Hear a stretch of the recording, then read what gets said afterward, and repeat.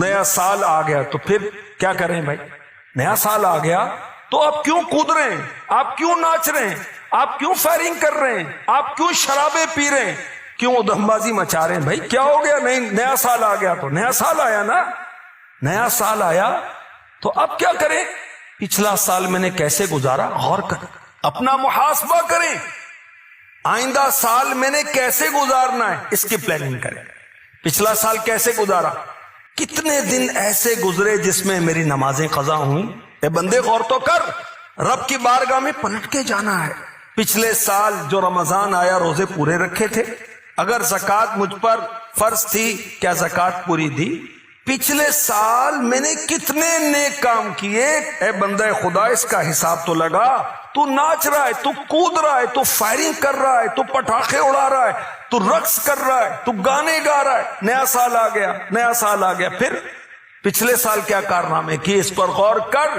تجھے رب کی بارگاہ میں پلٹ کر جانا ہے اور آئندہ سال تجھے کیا کرنا ہے اگر آئندہ سال ملا، کیونکہ نیو ایئر نائٹ پر بہت سارے فائرنگ سے ہلاک ہو جاتے ہیں، وہ خود ہی اپنے آپ کو مار لیتے ہیں یا کسی عزیز کو فائر لگ جاتا ہے، بہت سارے شرابیں پی پی کے ایسے بے ہوش ہوتے ہیں کہ اسی حالت میں موت کا شکار ہو جاتے ہیں۔ ہمارے اسلاف اپنا محاسبہ کیسے کرتے تھے؟ ایک جھلک آپ کو پیش کرتا ہوں۔ خوف خدا مکتبۃ المدینہ کی ایک کتاب ہے، اس میں لکھا ہے، ایک بزرگ ان کا نام تھا زید بن سمت رحمۃ اللہ تعالی علیہ، ایک دن اپنے رفقا سے، اپنے دوستوں سے کہنے لگے آج میں نے اپنی عمر کا حساب لگایا، میری عمر 60 سال ہو گئی، میں 60 ایئرز کا ہو گیا، میں نے دن بنائے 21,600 دن بنتے ہیں۔ میں سوچنے لگا اگر روز میں نے ایک گناہ کیا ہو تو 21,600 گناہ لے کر میں قیامت کے دن حاضر ہوں گا، میں حساب کیسے دوں گا؟ یہ کہنے کے بعد سر سے امامہ اتارا اور رونے لگے، بہت روئے، اتنا روئے کہ بے ہوش ہو گئے، اور کچھ دیر کے بعد افاقہ ہوا، نہیں ہوش میں آئے، پھر رونے لگے، اور روتے روتے ان کا انتقال ہو گیا۔ یہ دیکھیں اللہ کے نیک بندے اپنا حساب کتاب کرتے تھے۔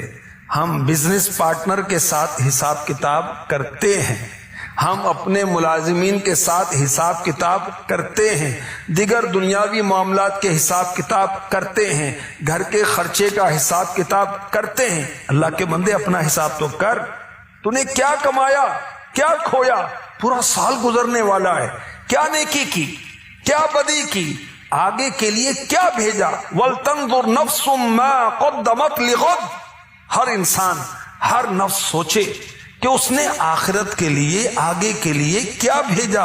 ابھی موت واقع ہوگی، ابھی میں نے قبر میں جانا ہے، ابھی قیامت قائم ہوگی، 50,000 سال کا دن ہوگا، کوئی جہنم میں جائے گا، کوئی جنت میں جائے گا۔ غور تو کر تو نے کیا عمل کیے۔ قرآن پاک میں ارشاد ہوتا ہے اور یہ کہ یہ ہے میرا سیدھا راستہ تو اس پر چلو، اور راہیں نہ چلو کہ تمہیں اس کی راہ سے جدا کر دیں گی۔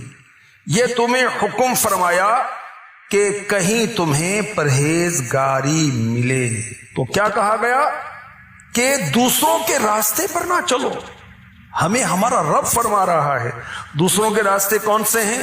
جو چیز اسلام کے خلاف ہے وہ دوسرا راستہ ہے، جو یہودیت والا انداز ہے وہ دوسرا راستہ ہے، جو عیسائیت والا انداز ہے وہ دوسرا راستہ ہے، کسی کافر کا انداز ہے وہ دوسرا راستہ ہے۔